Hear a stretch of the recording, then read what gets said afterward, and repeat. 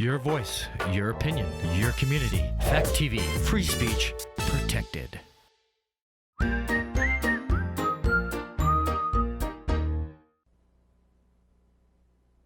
you sick of looking at Netflix and you don't know what to watch? So many movies out there, you don't know which ones are good, which ones were bad. You curious about what's out there? I'm Joey Powers. I'm Don Trettler. This is The Best Pictures. The ones you don't want to miss. Hit it.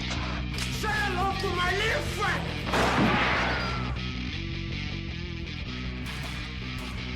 Frankly, my dear, I don't give a damn. Winners go home and prom queen. English, motherfucker, do you speak it?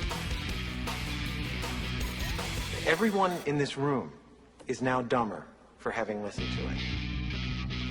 I don't deserve this. Deserves got nothing to do with it.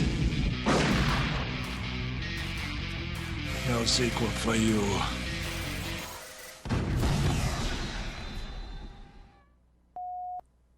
I mean, he's just having like a friggin'... Hi, and welcome to another edition of The Best Pictures. I'm one of your hosts, Joey Powers. Hey, and I'm Don Trettler. Welcome to the show. Best pictures. Best pictures, kind of a combination. Don and I were just talking about some stats. We are going to be talking about the trade deadline, as we always do this time of year. Like I said, the Yankees just made a trade. Got Trevino and what was the Freddie who? Montas. Yeah. Like I said, his record's 4-9, but a 3.19 ERA. So, I mean, he obviously has pretty good stuff and just plays for a crappy team. Right. Yeah, they're pretty lousy this year. They are. And, you know, they never have a good budget anyway. You know, Billy Bean's always been held to very minimal salary.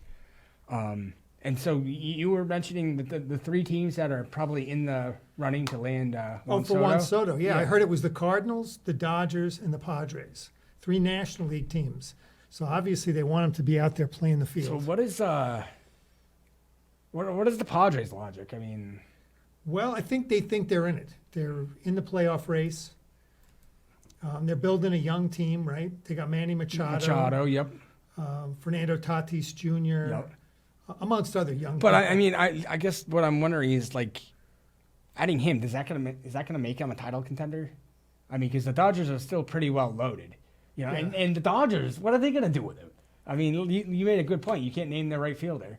So, right. You know, there's a spot for him. But what are they? They're going to have to give up everything. You know, I mean what's the Padres? Maybe they're just, chock full of prospects, the Dodgers. I don't know. They seem to be able to pick up anybody. I mean, the Padres are 11 games above 500, which is pretty good. But they are 12 games out of first. Yeah. So, they're not going to win the division. Well, they haven't had Fernando Tatis, and he's supposed to be coming back. He got in a motorcycle accident in the offseason, and I think it was his wrist that he broke, and he hasn't played yet this year, but he's due back. Speaking of due back, tomorrow night. I saw. who's he pitching against? Jake DeGrom. They're going to pitch against Washington, so it's going to be kind of a major league warm-up. Do you know who? Do you know who's pitching for Washington by any chance? No, I know Patrick Corbin is pitching tonight against Max Scherzer, but I don't know who's pitching against DeGrom. They were definitely talking it up quite a bit yesterday when I saw it. I was like, wow, he's ready to make his debut. So what are your expectations? I think maybe he'll go 5 innings, be pretty. I think he's going to be pretty decent for 5 innings. Could you imagine, like, obviously it's not going to happen now, but like maybe a month down the road, he returns to the form that he was last year before he got hurt, and add Scherzer on top of that? I know.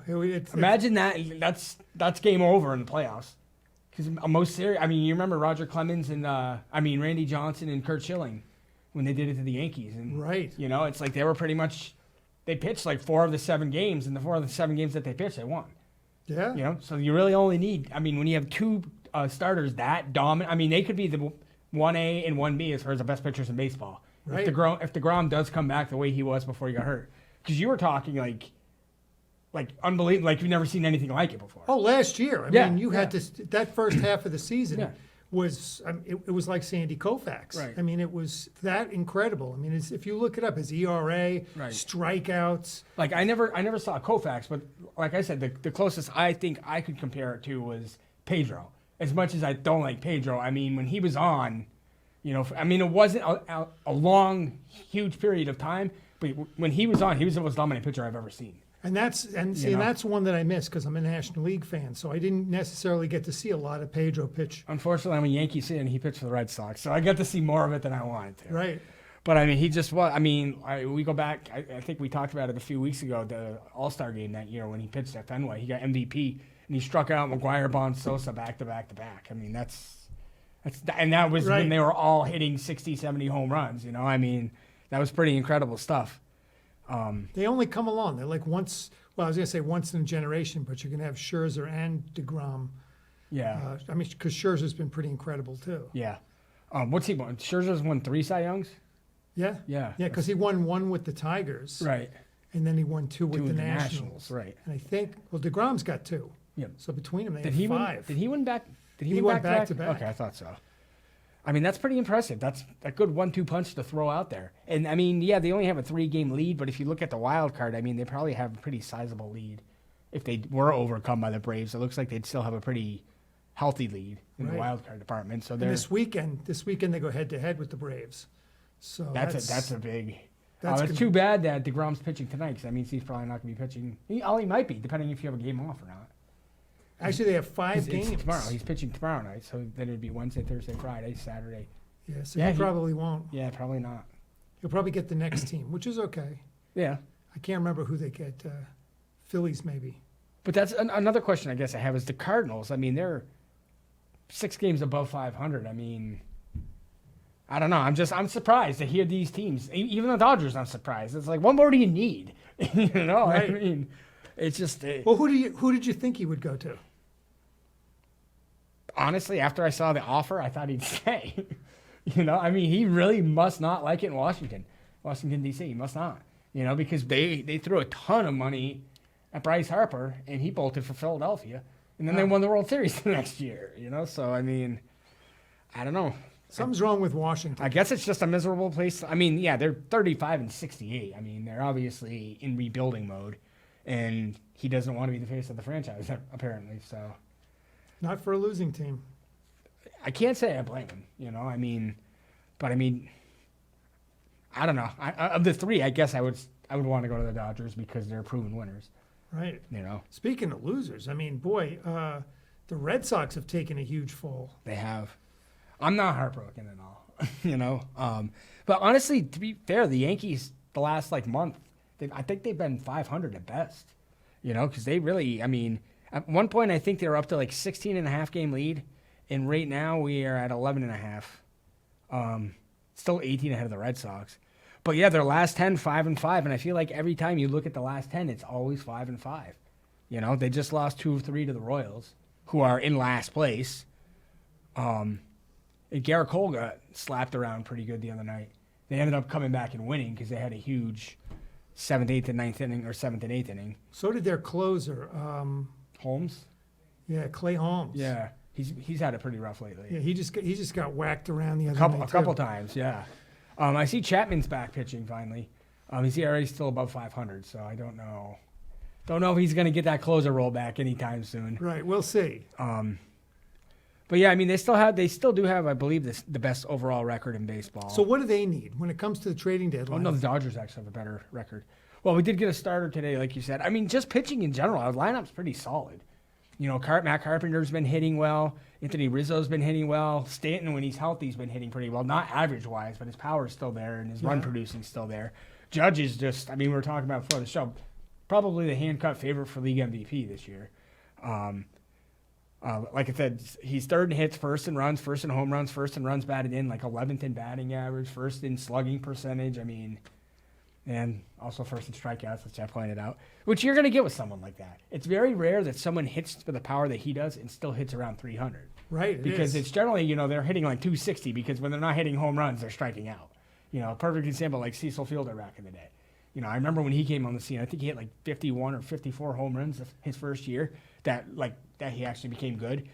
And yeah, but he led the league in strikeouts and he hit 254 or something like that. You know, it was really low. Yeah. And, but I mean, he could mash because that's all he went up there to do. He wasn't, I mean, he was a big guy. He wasn't running out singles. You know, he's not beating out infield grounders. He's like, True. You don't pay me to do that. But yeah, so it's rare for someone that strikes out as high as Judge does, to be hovering around 300. Perfect example, Stanton. I think Stanton's below 230. Is he really? And he strikes out. I think he struck out in the 90+ time, and he's missed a lot of time. Wow, what the heck has happened to that guy? He was like one of the best in the league when he got traded to the Yankees. I mean, he's like I said, he still hits home runs a lot. He could have been facing the franchise for Florida. I was really surprised that they would give up on a guy like that. I know, I was too.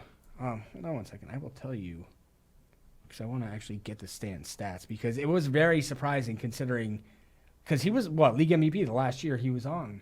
I was going to say, because I Marlins. think he hit home runs, but I think he also hit for average when he played for Florida. I think he had like a monster years last year. I want to say I don't know, it was a lot. Where is it? Where's home runs? Stanton. Yeah, he's got 24 home runs. And like I said, he's on that injured list now, not disabled list anymore. But I mean, if you hear his stats, I mean, he's hitting 228. 24 home runs, 61 runs batted in, which isn't 61 runs batted in isn't bad considering the amount of time that he's missed. Yeah. But his strikeouts, I don't have it up here, but I want to say they're like 93 or 94, and he's missed like 20 something games. Otherwise, he'd be right up there with Judge. That was a little surprise. Yeah, he'd be right up there with Judge. They'd probably be 1 and 2 in overall. It is kind of amazing. I mean, you think about it on paper, it looks incredible to have Giancarlo Stanton and Aaron Judge on the same team.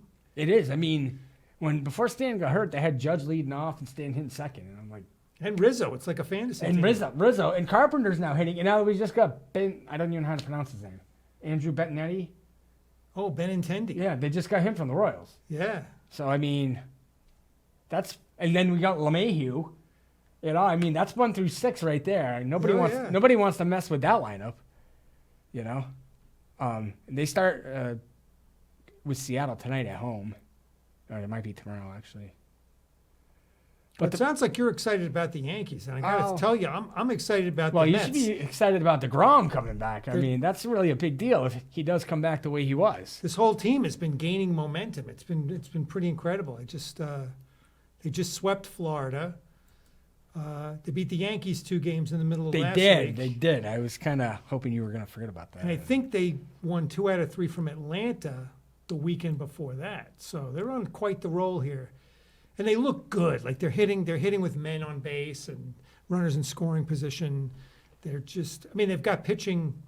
Their pitching looks great. And I keep saying the one thing that they really need come trade deadline is a left-handed reliever. They don't have a left-handed reliever, worth a crap. They got left-handed relievers. They got this guy that they traded with the Yankees. You guys got Miguel Castro, who I liked. And we got some bonehead named Joely Richardson or Joely Rodriguez. Oh, my word. I remember the Yankees they made a trade for Michael Pineda. Yeah. Remember that? And they gave up our top prospect catcher. Right. And then it turned out Pineda needed surgery, and the Mariners did not disclose that. And nothing came of that trade because the catcher didn't pan out. No, he didn't end up being really good, and Pineda didn't end up. I mean, he was an all-star before he got with the Yankees, but he was never the same after he had his surgery. He's on the Tigers now. He's still pitching? Oh yeah, and he's pretty good. Pineda, really? Not great. I mean, but he's pretty good. He's pitching for a lousy team, so he's really not going anywhere. But hey, I can't see why Detroit might trade him at the trade deadline. Really? Oh yeah, because he's got to be in his 30s now. Oh yeah, he's got to be. He's been doing okay. He's pretty good. I mean, was it Jesus Montero? I want to say was the catcher. That's the catcher. I think that was the name of the catcher, Jesus Montero, and he was supposed to be great. And the Yankees just needed started pitching, and yeah, like you said, it didn't work out for either. No. But yeah, it's it was just crap that they didn't disclose that. Oh, by the way, this guy's gonna have to have surgery as soon as you get him. Because they gave up our top prospect for him. But oh yeah, because he was a beast. He's a great big guy. And wow, yeah, perfect size for playing catcher because a lot of people are going to think twice about running into him, right. because it's like running into a train. So what was Paws of Fury wasn't the new one, right? That opened this weekend. No, this coming weekend, Bullet Train is going to open. Yes, with Brad Pitt, Sandra Bullock. I think it looks interesting.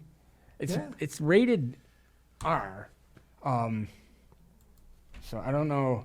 I mean, have you seen the previews for it at all? Because a while back I did. part of it almost looks like it almost looks kind of like what they tried to do with Hollywood Homicide back in the day. 'Cause they made it off as like it was like a serious like cop movie and stuff, and then when you see the movie, it's like not serious at all. It's kind of like almost like a joke, and I almost feel like that's what Bullet Train's doing, and it didn't work out very well for Hollywood Homicide because it completely bombed at the box office. Right. You know, and I don't know if you saw it or not, but it's not a very good movie. No, I've never seen it. I don't even know what it is. It's Who's in it? Harrison Ford and Josh Hartnett. Wow. Harrison Ford was still really big at the time. It was when Josh Hartnett was just coming off like Pearl Harbor, Black Hawk Down, you know, so he was pretty big at the time. And it was stupid. It was just it was a really bad movie. I'm trying to get the box office mojo here. No, it's there's not much. That's the big opening this week. It's Bullet Train. Then there's a movie called Bodies, Bodies, Bodies, which is basically, it's about a party where I guess people start getting killed, you know, teenagers, young adults. Then two movies, Easter Sunday and I Love My Dad, that are headlined by stand-up comedians. So Easter Sunday is Joe Coy, and I Love My Dad is, he's one of my favorites too, Patton Oswalt. So they're both comedies, I think. Yeah. I mean, I guess they both could be funny, but they don't look like they're like huge releases or anything. They're not like much anticipated things. I think the things that I've been reading are, after Bullet Train, it doesn't look like there's going to be a really big release until like either October or November, whenever Black Panther, whatever it's called, the name of the place, Rwanda Forever or whatever it's called. That's what it's called. That's coming out. But yeah, they think after Bullet Train, that's probably going to be the end for the summer, pretty much. Yeah, I didn't see anything after that. I looked at next week's It was too. DC League of Super Pets is what it was that came out. It opened the first 23 million. We didn't do a show last week, but Nope actually opened to 44.1 million last week. Held over pretty good at 18.6. Thor, Love and Thunder, 13.2. Minions is 11 even, and Top Gun's still in the top 5 at 8.4. Wow. So it's doing pretty good. Nope is up to over 80 million now, which is pretty. I mean, you know, they said it was a $68 million budget, which is way more than what he had for Get Out. I think Get Out, they said, was like $4 million. Right. And then Us was like $22 million. So this is by far Jordan Peele's biggest budget. And it's not holding up as well as Us did. And Us ended up making the same amount as Get Out because Get Out didn't open as high. Right. It just had good word of mouth. That's why people kept going back to see it. Whereas Right. Us opened much higher because people were like, oh, well, this is the newest film from the guy that did Get Out. But word of mouth died down on that. So they ended up making almost exactly the same amount of money. It's right around $175 million for both movies, which is pretty good for an R-rated horror movie, pretty much independent film. Yeah. But yeah, now with a much higher budget, they're thinking they're going to need some international kickback to actually really make some money. Wish I could say I saw the reviews, but I haven't read the reviews for I'll for check. Nope. Let's see what. Just curious if it got a good. I mean, his other two films, Get Out and Us, were reviewed pretty well. So I haven't seen Us. Have you? No. I saw Get Out. See, Nope gets a 7.5 on IMDb. Wow. That's pretty good. I remember not liking Get Out nearly as much as everyone else did. You didn't like it as much? Not as much as because I mean I think it was nominated for Best Picture and Right. he won Best Original Screenplay. Jordan Peele did. 7.7 Get Out gets, which is pretty high. I think I agree with you there. I was a little. I think my expectations were high. You know, Right, going because to see it the movie. because it got such rave reviews and everything. Right. So it was nominated for Best Picture, Best Performance by an Actor in a Leading Role, Best Director, and it won Best Original Screenplay. Jordan Peele won. So I mean that's pretty high standards, and yeah, I didn't think it was as good as. Yeah, it didn't blow me away. I mean, to me, I wouldn't give it a 7.7, but you know, it definitely obviously was very popular. Did you said you haven't seen Us? No, I haven't. No. I think I have it. I still You know what I haven't got seen out it. of the library today? I got The Last Duel. Oh, really? Have you seen it? No, I got it from the library and I never watched it. I had to bring it back. Same thing might happen to me. Now it's baseball season, So Yeah. But I noticed that the library, our town library, has some good movies there. They had at least 3 or 4 movies that I really wanted to see. They have the new Batman. The new Batman. I didn't see that the one. Batman, yeah. They've got House of Gucci. I haven't seen it, but I saw that they had it. Oh, I was supposed to actually go there. I forgot. I got some books I needed to return. There was something else there too. There was a third movie that I thought was pretty good. Anyway, they've got some really good stuff there, stuff that we haven't seen yet. So guess what I finally started watching? Game of Thrones. Oh yeah. The director borrowed it from another library because somebody walked off at the first 2 seasons, never returned them, moved or whatever. Right. But they have seasons 3 through 8. So he got me the first 2 seasons. I've watched the whole first season and the first 2 episodes of season 2. It's addictive. I'm not gonna, I did pick on people a lot for watching it, Yeah. calling them nerds and stuff like that. But I get into it. It's pretty good. It's pulled you in. It definitely has. It's different. It's not at all what I expected. It's definitely dark but it's entertaining. It definitely, like, I've watched since I started watching it. I've watched it every night. In between, if something else is on that's on TV or Right. something like that. But Did you ever see Breaking Bad? no, I started to watch a little of that, which also really good. Got a hook in it. Mm-hmm. My son, while we were on vacation, was watching the sequel series to that, or prequel, Better Call Saul. yeah, right. Again, really good. I was getting hooked into that again. That's like Bob. I don't even know how to pronounce his last name. Odenkirk. Odenkirk, yeah. Odenkirk, yeah. Yeah, he made some other movie. I don't remember what the name of it was, where he's like an ex-CIA type of guy, and somebody breaks into his house, and Yeah, no, I don't know. I don't think I've seen much with him, to be honest with you. But yeah, he was a comedian, and Yeah. he's kind of eased himself Yeah. now into some dramatic roles. well, that was kind of like Jordan Peele.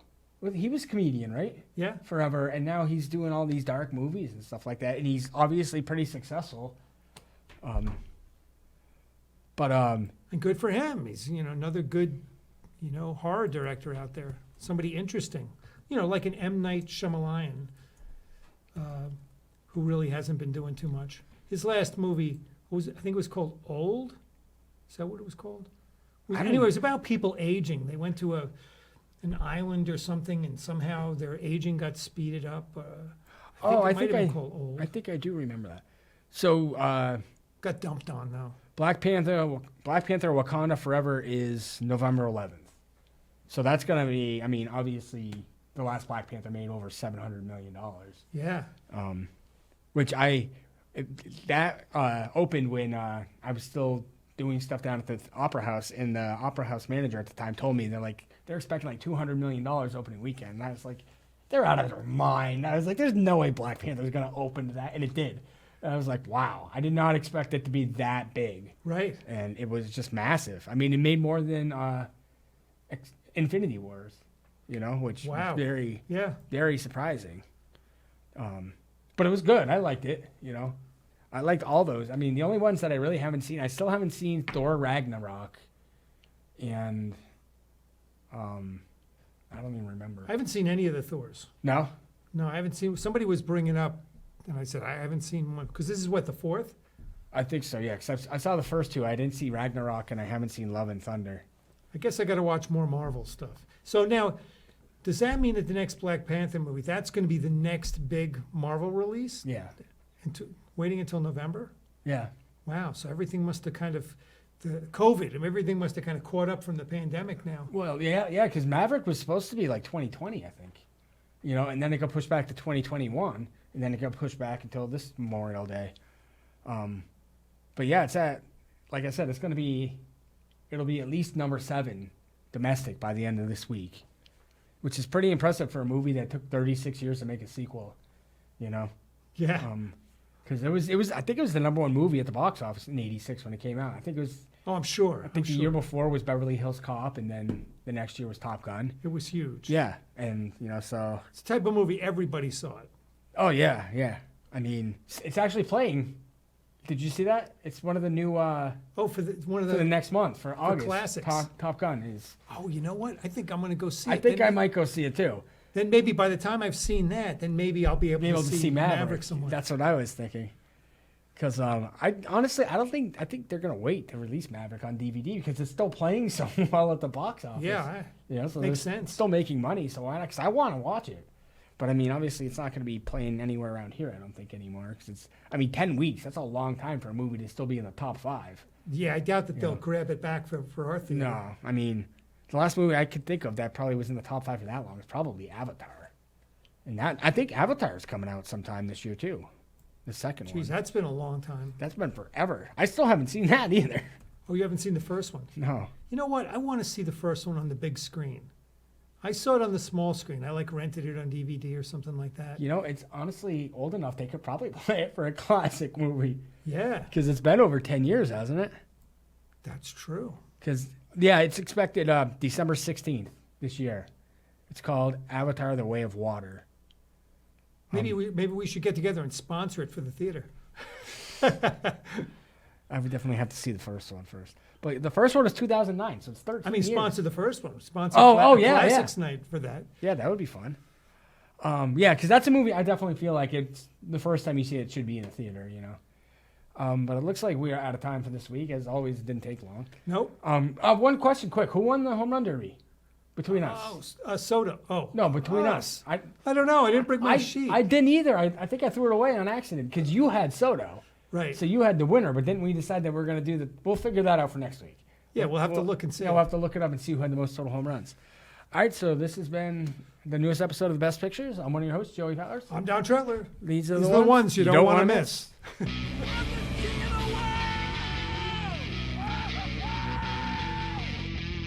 Gentlemen, you can't fight in here. This is the war room.